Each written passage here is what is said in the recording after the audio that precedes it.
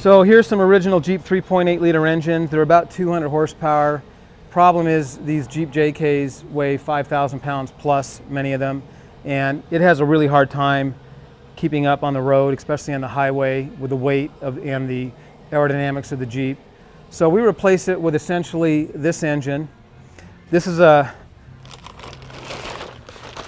all aluminum 5.3 Generation 4 GM LS engine.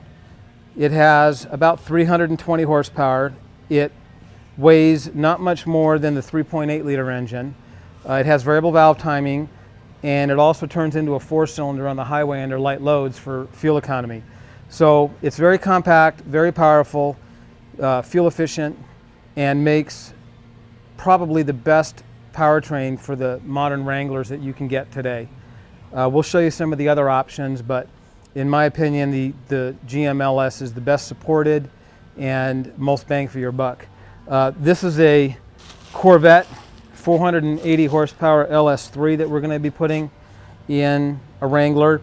Not the best choice in my opinion because it is a passenger car derived engine. It does put out more horsepower, but it has less torque. It's got a different intake manifold, camshaft. This engine does not have cam phasing or VVT, so it doesn't put out as much torque on the bottom, but it does put out more torque, horsepower on the top. So let's go and look at a Hemi, which would be a Chrysler product. This is a Hemi 5.7 liter engine, which also several companies install into the Jeep JK. It's much larger than the LS engine. This is an overhead valve engine also, but it has rocker shafts and hemispherical chambers that require 2 rockers that are splayed. So it's much larger. It's also made out of cast iron, so it's much heavier. They're harder to cool. This particular engine had a mechanically driven clutch fan on it, and it was still running hot. It has a 5-speed automatic transmission, which isn't as modern or as advanced as the 6L80.